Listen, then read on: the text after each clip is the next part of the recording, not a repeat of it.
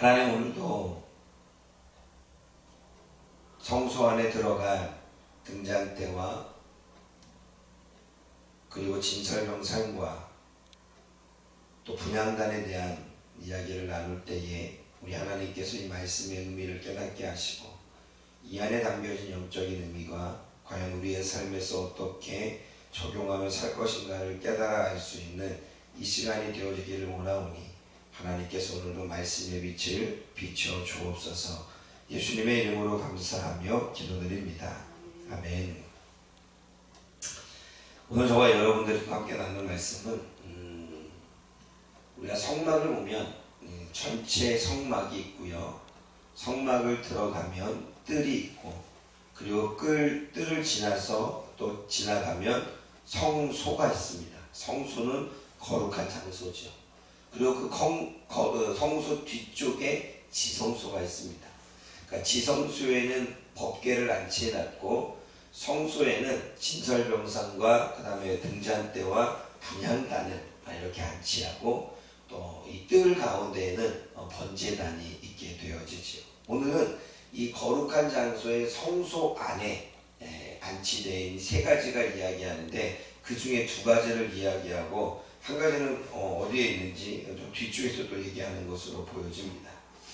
우선은 우리가 상에 대한 이야기를 하는데 진설병상이라고 이야기합니다. 떡을 진열해 놓은 상이기 때문에 진설병상입니다. 그러니까 떡을 이렇게 볼 수 있게끔 진열해 놨다는 거죠. 그것에 대한 만드는 부분들은 오늘 본문에 본 것처럼 또 그 100cm 그리고 넓이는 50cm, 높이는 75cm 이렇게 가늠해 보면 요만한 턱이 그 상이 나오고 거기에 손바닥만한 턱을 만들어서 떡이 떨어지지 않게끔 그리고 그 위에 금태를 두른다는 것은 이렇게 뾰족하게 태를 이렇게 두른다는 거죠. 그러면 우리가 이 본문을 보게 되면 떡상입니다. 그러니까 떡을 올려놓는 상인데 우리가 떡을 보면 누룩이 들어가지 않는 무교동으로 만든 떡이었고 10분의 1 에바로 만든 떡이기에 상당히 큰 떡입니다. 10분의 1 에바라고 하는 건 보통 우리가 물을 부릴 때 1.5리터 있죠. 1.5리터 물, 그러니까 2리터씩 1리터, 총 4리터죠. 4리터로 떡 하나 만든 거예요. 그럼 생각해보세요. 4리터로 떡 하나 만들었으면 우리가 생각하는 것보다 상당히 큰 떡입니다. 그리고 그 떡을 6개씩 이렇게 포개서 올렸죠. 근데 막 구워낸 떡을 6개씩 포개면 얘네들이 달라붙잖아요. 그러니까 받침대를 놓고 떡을 이렇게 접어서 끼워 넣을 수 있는 그러한 모양의 떡상이다 보면 될 것입니다. 그리고 12개를 만들었습니다. 12지파를 상징하는 6개씩 두 줄로 이렇게 올라가게 되죠. 상 위에 진열했기 때문에 진설병상으로 불리고 여러 명칭이 있는데 진설병, 진설하는 떡, 항상 진설하는 떡. 그러니까 진설이라고 하는 것은 진열한다라고 하는 의미죠. 그러니까 진열하는 떡인데 항상 진열하는 떡이라는 거죠. 왜냐하면 떡이 일주일 동안 상에 올려놨다가 안식일마다 제사장들이 교체를 합니다.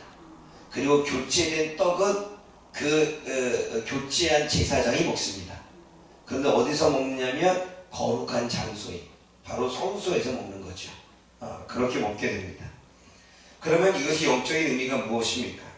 여러분 진설병상은 진설병 이 떡은 하나님 앞에 차려놓은 떡이지만 하나님은 음식을 드실 수 없지요. 30절 말씀 보면 상 위에 진설병 이 떡을 두어서 항상 내 앞에 있게 할지니라 라고 이야기했는데 제사상 차리는 거죠. 근데 하나님은 먹을 수 없잖아요. 그러면 우리가 하나님을 먹기 위해서 차리는 게 아니라 이것은 영적인 의미로 하나님이 12지파에게 차려주신 음식이라는 것입니다. 하나님의 12지파에게 차려주신 진설병이고 떡이라는 것입니다. 그러므로 12개인 것은 12지파가 먹을 수 있는 상징적인 의미가 있고 12지파라고 하는 것은 이스라엘 모든 백성이 먹어야 되는 그러한 떡이라는 거죠. 그런데 우리가 떡을 상징할 때 이 떡은 바로 말씀을 이야기하죠. 만나도 떡입니다. 그렇죠? 그래서 만나도 떡이고 그걸로 떡을 만들어 먹었고, 예수님이 본인이 오셨을 때 나는 생명의 떡이다라고 말씀하셨습니다. 그러므로 여기서 이야기하고 있는 하나님이 12지파에게 차려놓으신 떡은 말씀의 떡이고 생명의 떡입니다. 그리고 예수 그리스도가 나를 받아 먹으라 라고 이야기하며 성만찬을 할 때 빵이라고 말하지만 또 떡이라고도 볼 수 있습니다. 그러면 예수 그리스도의 몸을 이야기합니다. 다시 말해 비추오신 예수님, 생명의 떡이신 예수님, 우리에게 몸으로 드려주신 예수님. 그러므로 떡상은 예수님을 상징하는 거죠. 그러면 12지파가 반드시 먹어야지만 어떻게 됩니까? 구원을 받을 수가 있는 겁니다. 그리고 일주일 동안 떡이 부패되지 않고 있었던 것은 여러 사람의 이야기가 있는데, 아주 유능한 떡집의 사람이 부패되지 않도록 뭔가 이렇게 떡을 잘 만들었다라고 이야기하는데, 또 한편으로는 일주일 동안 떡이 부패되지 않고 그렇게 보존되어 있는 것은 기적이라고 말합니다. 그 얘기는 뭐냐면 하나님의 말씀과 생명과 그리고 예수 그리스도의 몸은 부패되지 않는 떡과 같다는 것입니다. 그러므로 시편 23편 5절에 보게 되면 목자이신 여호와께서 원수의 목전에서 상을 베푸셨다라고 할 때 그 상이 바로 오늘 이 본문의 상입니다. 그러면 원수의 목전에서 상을 베푸셨다면 원수 앞에서, 원수 면전에서 우리에게 말씀을 주시고, 원수 면전에서 우리에게 생명을 주시고, 원수 면전에서 우리에게 예수님을 주셨기 때문에 우리가 예수 그리스도를 받아들이는 것이 은혜며 축복임을 하는 것입니다. 그러므로 원수의 목전에서 상을 베푸신 그 모든 것들은 목자가 양들에게 주는 은혜라는 거죠. 그러므로 사랑하는 여러분, 오늘도 저와 여러분들의 진설병, 이 차려놓은 떡은 우리가 반드시 소유하고 반드시 이 안에 담아둬야 될 떡임을 믿습니다. 하나님의 말씀을 담아두고 우리의 생명을 담아두고 예수 그리스도의 몸을 담아둘 수 있는 저와 여러분들 되어지기를 주님의 이름으로 부탁드립니다. 두 번째는 등잔대입니다. 등잔대를 보게 되면 줄기가 이렇게 있고요. 줄기 안에 좌우로 이렇게 세 개가 뻗어나와 있습니다. 그러므로 위에 등잔은 총 7개가 되는 겁니다. 그리고 7개의 등잔 밑으로 살구꾼 형상의 모양이 있는데 그것은 하나의 장식에 불과하죠. 그런데 이 등잔대는 순금으로 이 등잔대를 쳐서 만들었습니다. 쳐서 만들었다는 건 우리가 알다시피 쳐가지고 모양을 만들어서 이렇게 얇은 걸 붙이고 또 녹여서 하나 되게 만들겠다는 이야기지요.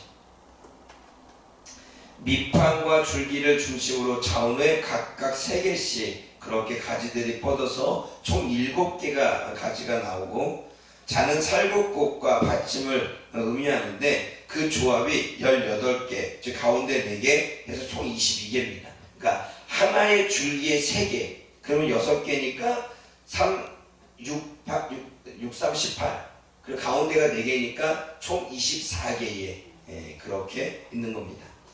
그 등잔에 붓는 이 기름은, 등잔이니까 불을 밝혀야 되잖아요. 기름은 감람들을 사용했는데 올리브 기름인데 최고급 올리브 기름으로 정결한 기름, 순결한 기름이라고 이야기합니다.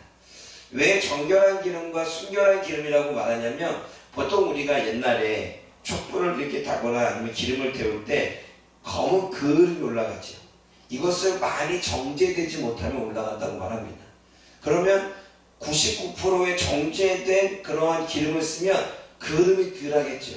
그러니까 정결한 기름, 순결한 기름은 불순물이 제거된 그러한 기름으로 볼 수가 있는 것입니다. 그리고 7개의 등잔을 등대 앞에 비추겠다는 거죠. 이 말씀에 대한 영적인 의미는 등잔의 역할은 빛을 비추는 것입니다. 어두운 곳을 밝히는 거죠. 그리고 이것은 성경에 보면 아침부터 저녁까지 24시간 등불이 밝혀졌습니다. 한번 우리가 고민해 봐야 되는데, 성소가 이렇게 막이 쳐져 있습니다. 우리도 지금 막이 쳐져 있으면 햇빛이 들어오지 않잖아요. 그러면 어두운 곳을 비치는데, 그것은 낮에가 되어졌다 할지라도 성막이 쳐져 있으면, 그러니까 이게 덮개가 쳐져 있으면 안에를 볼 수 없습니다. 항상 불이 켜져 있는 그런 부분이지요. 이 말씀이 어떤 의미입니까? 성도는 너희는 세상의 빛이라. 하나님은 우리가 세상의 빛이 되기를 원하신다는 거죠. 먼저 예수님께서는 세상의 빛으로 오셨습니다.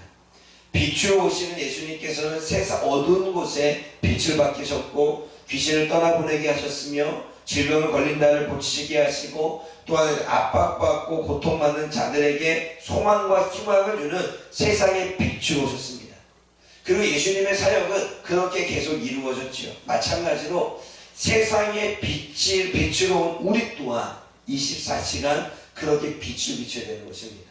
예수님처럼 병든 자를 고치기도 하고, 그리고 귀신 들린 자를 쫓아내기도 하고, 생각과 마음의 고통에 우울감에 살아가는 사람들을 자유롭게 하고, 소망이 없고 절망과 낙심 가운데 있는 자들에게 소망을 비춰주는 그러한 빛의 역할을 저와 여러분들이 해야 된다는 사실이죠. 그리고 더 나아가 이 등잔대를 만들 때는 쳐서 만듭니다. 쳐서 만들었다는 것은 뭐냐면, 뭔가 고난과 고통, 물론 정교하게 만들기 위해서 등잔대를 이렇게 쳐서 만들었지만, 예수 그리스도께서 세상에 빛을 비추기 전에 등잔대를 쳐야만 하는 고난과 어려움을 당하게 되어집니다. 그러므로 고난과 어려움 속에서도 빛을 비춰야 된다라고 하는 사실을 오늘 본문은 이야기를 하고 있죠. 어제 그 목사님 이야기를 들으며 고난의 시간을 보냈잖아요. 그런데 그 고난의 시간 속에서도 가야 할 길, 그 사명을 이야기한 것처럼 예수님께서도 고난을 당하시지만, 어려움을 당하시지만, 자기에게 맡겨진 사명을 다 감당하고 어두운 곳에 빛이 되기 위해서 그렇게 살아가셨던 것처럼, 저와 여러분들 또한 등잔대처럼 그렇게 세상을 비추는 빛이 되어지기를 원하는 말씀이 오늘 본문에 기록되어 있는 것입니다. 그리고 이 모든 것은 삶과 스스로 하나님이 보이신 양식대로 우리가 스스로 우리를 다스리며 절제하며 그렇게 살아갈 것을 주님께서는 우리들에게 말씀하고 있죠. 오늘도 우리가 하나님의 원수의 목전에서 우리에게 차려놓으신 이 떡 받아먹기를 원합니다. 오늘도 우리가 하나님이 우리에게 주신 이 세상 얼마나 어둡습니까? 어두운 세상에 영혼들의 빛을 밝히고 그 빛을 보고 돌아올 수 있는 우리가, 그리고 우리 파주목양교회가 되어지기를 주님의 이름으로 축복합니다. 기도하겠습니다. 사랑의 하나님 아버지, 참으로 감사합니다. 오늘도 원수의 목전에서 우리에게 말씀을 주시고, 원수의 목전에서 우리에게 생명을 주시고, 원수의 목전에서 예수 그리스도를 주시니 참으로 감사합니다. 부패되지 아니하는 말씀과 생명과 예수 그리스도의 몸을 우리 안에 받아 우리 또한 부패되지 아니하는 삶 가운데 영원한 생명을 얻고 살아갈 수 있는 우리가 되게 하여 주옵소서. 오늘도 하나님이 우리에게 주신 은혜를 마음껏 누리며 하나님 앞에 영광을 올려드리기를 원하오니 주여 함께하여 주옵소서. 하나님, 예수님이 세상에 빛으로 오신 것처럼 우리 또한 세상의 빛이라고 말씀하셨습니다. 24시간 등불을 비추듯 하나님, 우리 또한 우리의 삶을 통하여 소망을 잃어버린 자들에게 빛을 비추고 저들이 그 빛을 보고 돌아오는 놀라운 역사들이 있게 하여 주옵소서. 하나님, 파주목양교회 모든 성도들의 이 빛이 되어지기를 원합니다. 파주목양교회가 하나님 이 빛이 되어져서 하나님 주변에 있는 많은 이들에게 소망이 되어지고 저들에게 빛을 비춰 어둠에서 벗어날 수 있는 하나님의 귀한 교회의 사역을 감당해 나아갈 수 있도록 하나님 도와주옵소서. 오늘도 우리에게 주어지는 삶이 있습니다. 우리는 빛입니다. 우리는 빛과 소금입니다. 그 역할을 감당하여 한 사람 두 사람을 만나더라도 그들에게 빛을 증거하는 우리가 되게 하여 주옵소서. 예수님의 이름으로 감사하며 기도드립니다. 아멘.